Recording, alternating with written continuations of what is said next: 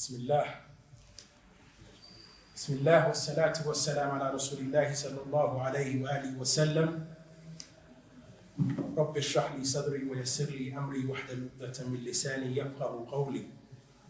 I ask Allah subhanahu wa ta'ala to bless this gathering and to make it easy for us. And I thank Shaykh Yahya for his kalam. May Allah subhanahu wa ta'ala bless him. It touched me, and I know it touched your hearts as well.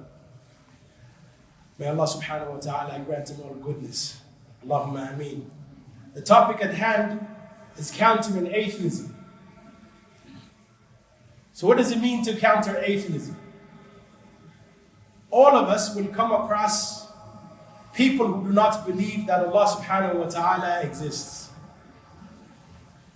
And so when they come to us, or they come to our kids, and they ask them questions in regards to the existence of Allah subhanahu wa ta'ala, the creator of the heavens and the earth, what do we say?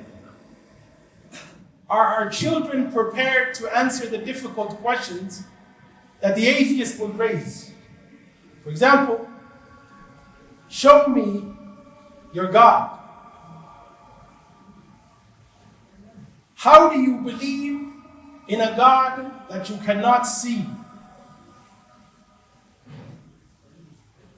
How would our youth, or your children, your daughters, how will they answer these questions?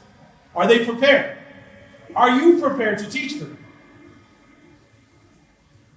Our goal here at Uplift Dawah, the organization that we all work with, an international organization that works on these type of things.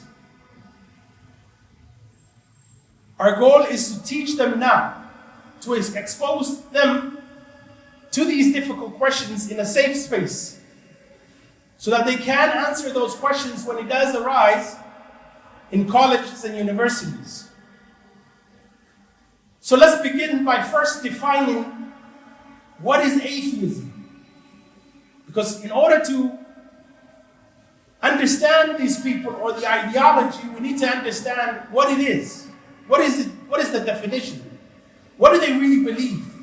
Only when we understand what they believe, what their ideology is, can we then break their ideology down to help them understand why it's important to believe in the existence of a creator.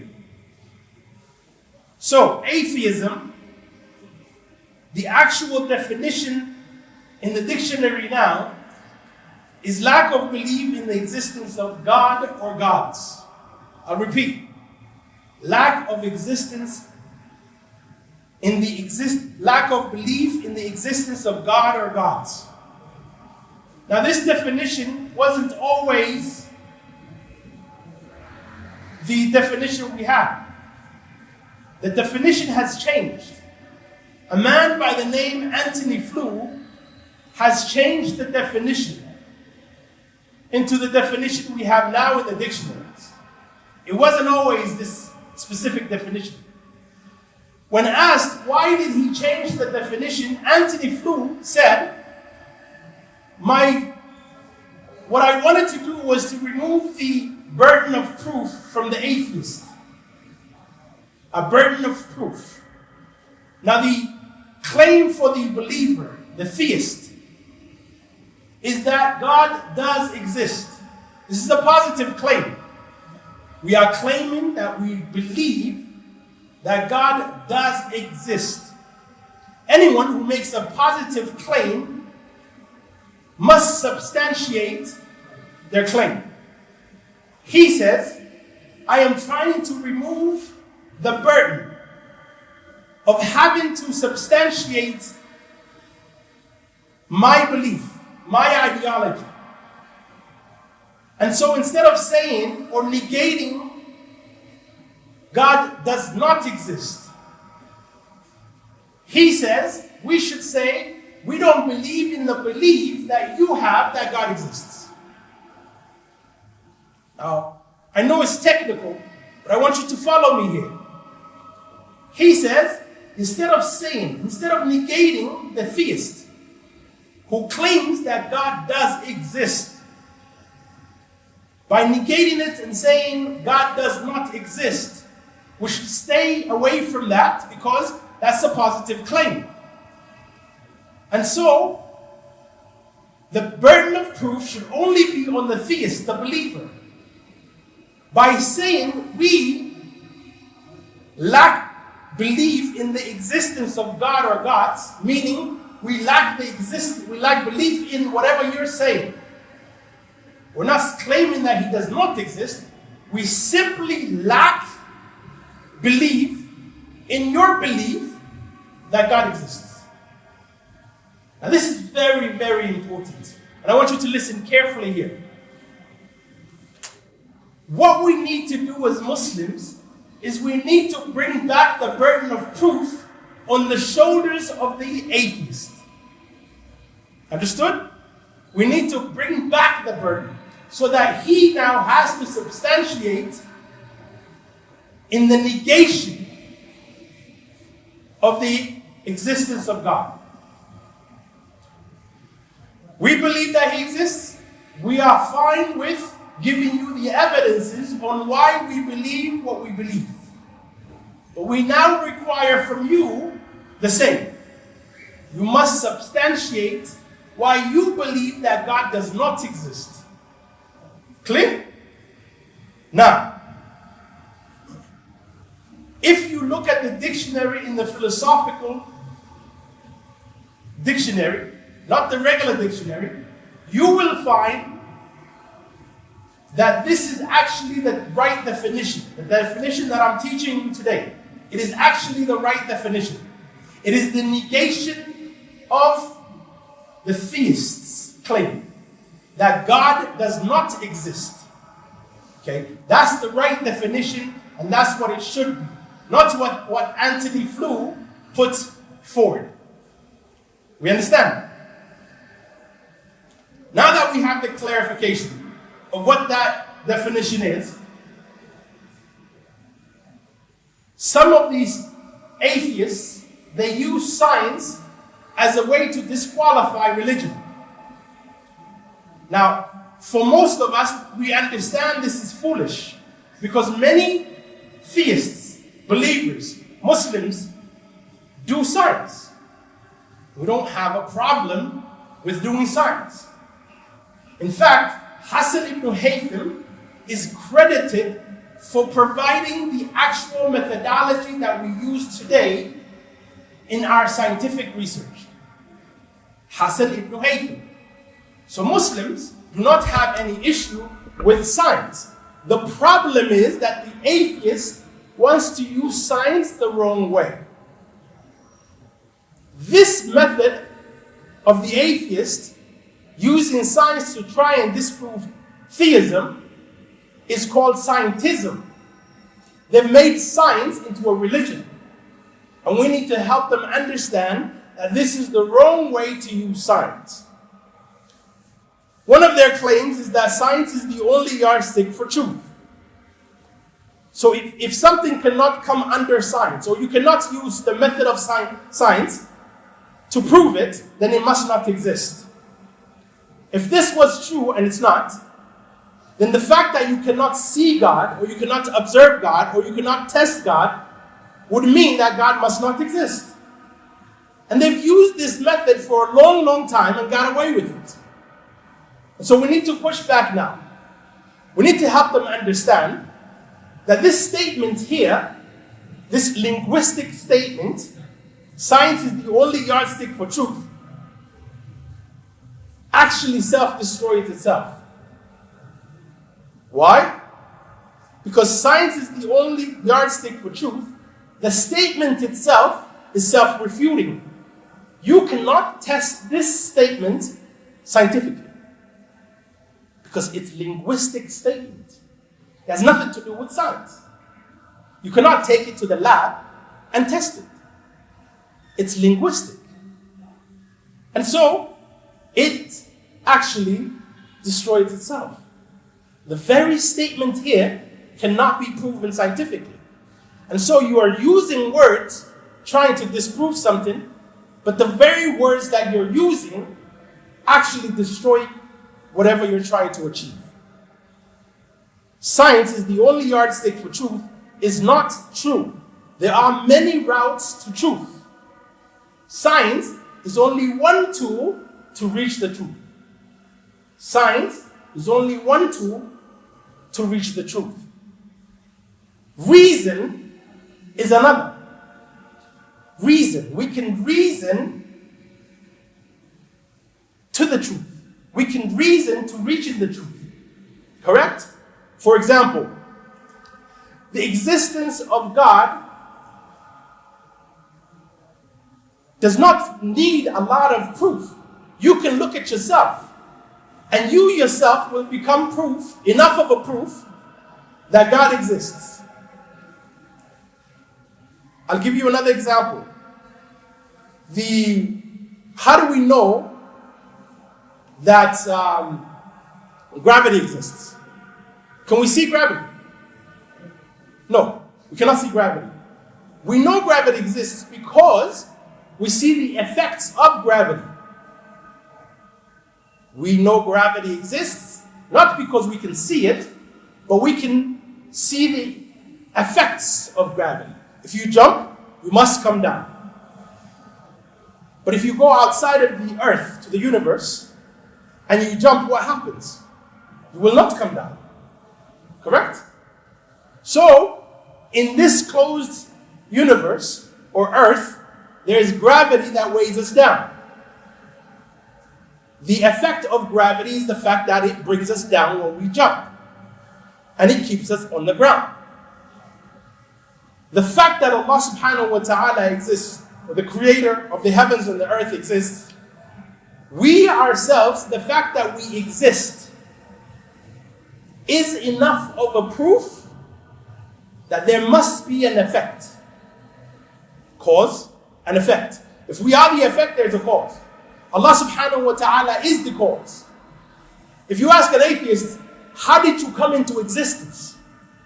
Where did we come from? What do you think he will say? I came from my mother, maybe.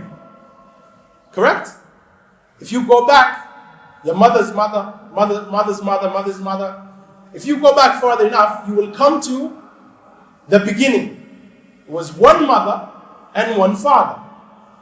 And in Islam, Allah subhanahu wa ta'ala explained it to us. Adam and Hawa. And Allah gave them life. And from them came every human being.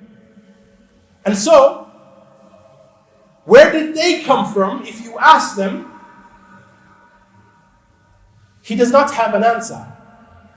He cannot use evolution. Some atheists might try to use evolution, but you have to help them understand that the beginning of everything is not the Big Bang. There was something before that. Who started the Big Bang? Even if he says it all started from the Big Bang, who brought the existence? Who brought the Big Bang into existence? Because if you look at the scientific research, one of the things you will understand, for those who try to use the Big Bang as the beginning of existence, you will realize very quickly that the scientific research says that they know everything came from, according to them, everything came from the Big Bang because of the expansion of the universe. And Allah subhanahu wa ta'ala makes it very clear that it is us who is expanding the universe. And so because of the expansion of the universe, they say, if you take it back far, it becomes smaller. And if you go back even farther, it becomes even smaller, until it becomes singularity, very small. And if you go even farther, it becomes nothing. So at some point, it was nothing. Then it came into existence and it was a singularity. Then it got bigger and then the explosion happened, therefore the Big Bang. So the very question is, if you go back far enough, where did it come from? And there is no answer. There is no answer. Evolution only explains not the beginning, but something already having to be there. It only starts from there. It does not explain the beginning. So it's important for those who believe that God does not exist to ask them the very question, where did we all come from? We have eyes to see, ears to hear, tongues to taste. Where did all of this perfection that Allah created us with come from? There are two things here in the back of the ears that Allah subhanahu wa ta'ala created. It is perfectly created to balance us. If something happens, I think it's called vertigo. If something happens, you will not be able to walk and balance yourself. Subhanallah. Allah subhanahu wa ta'ala created you in such a perfect fashion. 5 fingers, so that you are able to grab whatever you need to grab. You lose a couple of these fingers and you will begin to understand the importance of having these proportionate fingers. These hands and their length, your feet and the way it is proportioned. Everything about you is created for a specific purpose and a specific reason. And so to the atheist, where did all of this come from? This incredible creation. You yourself are enough evidence that the creator of the heavens and the earth, the one who gave you life, exists simply because you are the effect. And so if you have the effect, you must have the cause. Allah is the one who created us and He gave us life. And so to the atheist, we need to help them understand that all of this could not have come by chance. That there's a purpose in this life. There's a purpose to our creation. And Allah subhanahu wa ta'ala will ask each and every one of us, including the atheist, that you fulfill your purpose. And what is our purpose? Shaykh Yahya clearly told us when he mentioned the ayat of Allah subhanahu wa ta'ala, that I did not create the ins and the jinn except to worship me. وَمَا خَلَقْتُ الْجِنَّ وَالْإِنسِ إِلَّا لِيَعْبُدُونَ. And so Allah created all of us, including the jinns, to worship us, to worship Him alone without any partners or associations.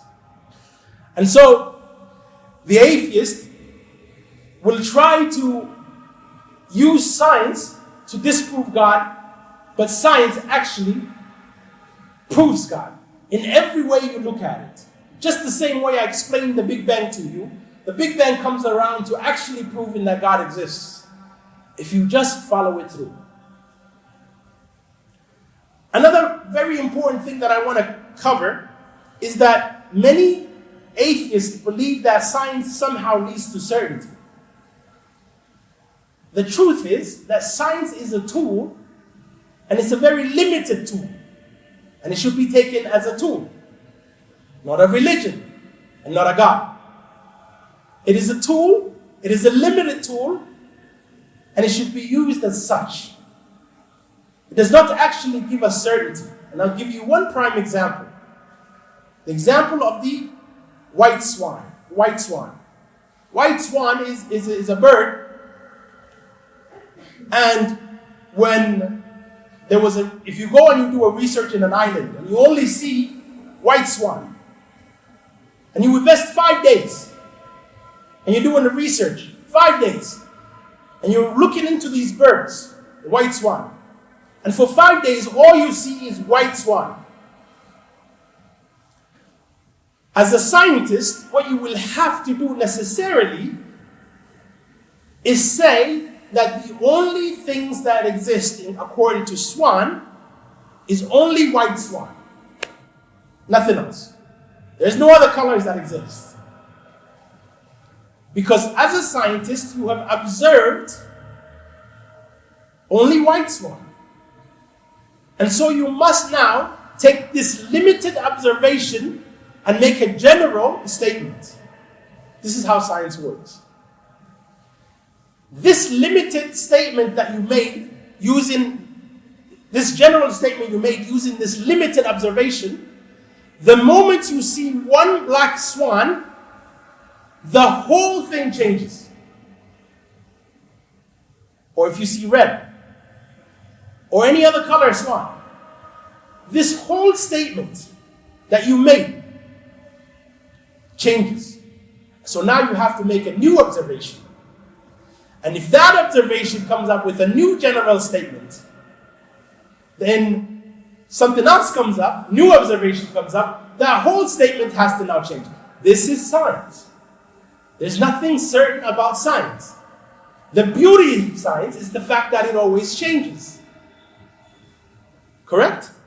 So sometimes when you hear some atheists come to you with scientific facts, remember that scientific facts change. Right? It's not concrete. But they can always change. So when they'll come to you, oh, you're going against scientific fact. Well, science changes, and there's no certainty in science. And the very fact that you can change the statement you made from a limited observation to now having a different observation, you can change the whole fact, scientific fact. So this tells you that science is limited. And those who try to use science as a way to try and disprove God, they will always run into this problem. Because science is tool and it's limited. Some people will tell you that science works. Look at computers. Look at phones. Look at cars. We're going to the moon now. Science works. Some atheists, hyper-atheists, will tell you it is religion that is holding science back. Look at science. We've excelled in so many areas. What they forget is that Islam provided them with all of the tools that they are using today. Islam does not block science. Islam encourages science because Islam understands that Allah is the one who gave you the tools to investigate the universe so that you can appreciate His creation and you can be brought closer to Him. So you can worship Him even more. Allah wants you to investigate and use the tools of science and any other tools that you can use to discover Allah's creation, His power, His will. And so for those who say, look, it works, give them this example. There's an example of a scientific fact that was known for about 200 years. And it was used to actually discover other scientific things. And so what happened? After 200 years, they discovered something new. And they had to change the whole observation.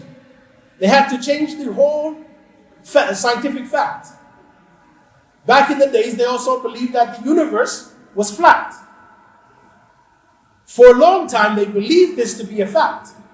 And for the Muslim back in the days who believed that, the universe is not flat, those who believed in science always told them that something is wrong with the Quran. Or your God, وَنَعُوذُ بِاللَّهِ, does not know the truth because he's going against science. So for those who believe at that time that science is something we must keep, or science is something we must stick to, or science is someone that we must use, science is something that we must use to check our own deen, then you will discover that those people were wrong because science changed. And science always changes. Allah subhanahu wa ta'ala, one of His attributes and His names is Al-Haq. He is the source of all truth. He is the truth. And so, when you are looking at the sources of truth, you must understand that Allah is the source of all truth. And whatever the scientist sees or observes or uses the tools of science to discover, you must always understand that Allah subhanahu wa ta'ala is the one who gives the ultimate truth. The truth of the science or the scientist will always change. But Allah subhanahu wa ta'ala and His truth will never change. And so the Quran is the ultimate source of truth. And whatever you find in science, or whatever you find in the articles of science, or the atheist that comes to you with scientific facts, hoping you don't understand that scientific facts change, help him understand that we have the ultimate source of truth, which is the Quran, that Allah gave it to us. And so we need to help him understand that there are levels to truth. And there is the truth of Allah, the Creator, and the truth that the humans are all searching for. I will leave you with this.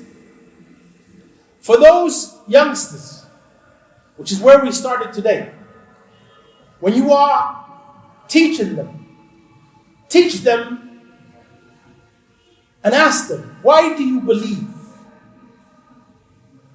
Why do you believe in God? Why do you believe in Allah? Ask your kids.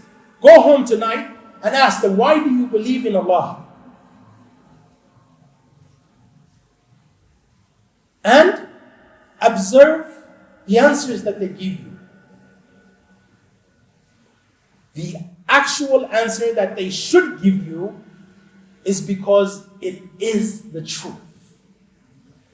Every human being is looking for the truth. We are all in search of the truth. And what did we say about Allah, His attributes? He is al-haq. He is the truth. And the truth is the most valuable thing in this world. So we are all in search of Allah, al-haq. And so the most valuable thing, given the fact that it is the truth, they must say that Islam is the absolute truth. And the reason why I am a Muslim is because it is the truth. And there are many reasons and evidences on why Islam is the truth. Allah cannot be found through, as we talked about earlier, scientific means. Because Allah is not something that is observed. It is not physical. He's not physical. Allah subhanahu wa ta'ala is in the metaphysical. A branch of philosophy is metaphysics. You can only use that branch, metaphysics, to discover the Creator through reason, not through science. Because science only deals with the physical things. Trying to discover God using science is like taking a wood and going to the beach to discover gold or coins. You understand? It is the wrong tool. That is not the right tool. So in order to discover Allah subhanahu wa ta'ala, you must use reason to come to the conclusion that He must exist. Very simple way to do so is that we are all dependent. One small argument I will give you, inshallah. We are all dependent. My phone depends on what? A charge. It will die if I do not charge it. I and you depend on oxygen. We depend on food. We depend on water. Everything around us depends on something. Think about it very quickly. How many things are dependent on something else? The sun that you see burning. That is a reason for many things to grow and so forth. That nourishes the earth. It requires, it's dependent, helium and other particles. And so everything is dependent. We are dependent, our phone is dependent, the sun is dependent, the stars are dependent. Everything in existence is dependent upon something. it cannot be dependent on something else dependent. Why? Because that thing would also depend on something else dependent. And so on, and so on, and so on, until you reach a point of absurdity. Understood? So, all dependent things must depend on something that is independent. To get away from the absurdity of this going back without an end. All dependent things must depend on something independent. That independent must be all powerful, because none of us can create the universe, nor do we know something that is that powerful that can create the universe. It is incomprehensible for us. We do not understand how all of this is created. So, it must be all powerful, must be all intelligent, all wise, and it decided at some point to create it, so it must have free will. It does whatever it wants to do, whenever it wants to do it. And so, this is the easiest way to have a conversation with an atheist. You tell him, give me one thing that is independent, without me. One thing. And it will not give you that. Because everything in creation is dependent on something. And that something cannot be something else that is also dependent, because then it depends on something else that is dependent, and so forth. Clear? And so that independent creator can only be God, Allah subhanahu wa ta'ala, who created everything and is free from all need, while we are in need of Him. While all creation, all dependent things are dependent on Him and in need of His sustenance. It is He who protects us, who sustains us, who gave us life. It is He who chose for us what country we would be from, what qabil we would be from, what skin color we would have, who our mother would be, who our fathers would be, how tall we would be, how short we would be. It is He who gave us all of this, for we had no choice in that matter. It is He who gave it to us. It is He who chose it for us. And so, He requires from us just one thing, which is submission. We must submit to His will. And by submitting to His will, we actually benefit. Allah is free from all need, which means that He does not need you, nor does He need your praises or your prayers. He's free from need. And so why does He want you to submit to Him? It is because you need Him when you and I have an issue. He is the judge between us. And if I have something from you and I tell you, fear Allah, give me my things back, it is He who is the judge between us. If there's someone who does not believe in God and someone who believes in God, how can they have the same judge? We must submit to Allah, all of us. He's free from need. All of your prayers are for your own good. Your salah only benefits you. Allah does not gain from it. It does not add to His magnificence. And if you miss your salah, it does not take away from His magnificence. It only benefits you. Your du'as only benefit you. You need Him. He does not need you. And so, we must all submit to Allah subhanahu wa ta'ala and connect with Him and be grateful to Him and worship Him. For that is why we were created, is to worship Allah subhanahu wa ta'ala. And worshiping Allah subhanahu wa ta'ala takes many forms. Many forms. And so we must learn what Shaykh Yahya was telling us. Tawheed. We must learn how to worship Allah subhanahu wa ta'ala so that we can teach the atheist about the existence of Allah and what Allah subhanahu wa ta'ala wants from us. I will end it there, inshaAllah, bi'idhnillahi kareem. Jazakallahu khair, barakallahu feek. Jazakallahu khair. Wassalamu alaikum wa rahmatullahi wa barakatuh.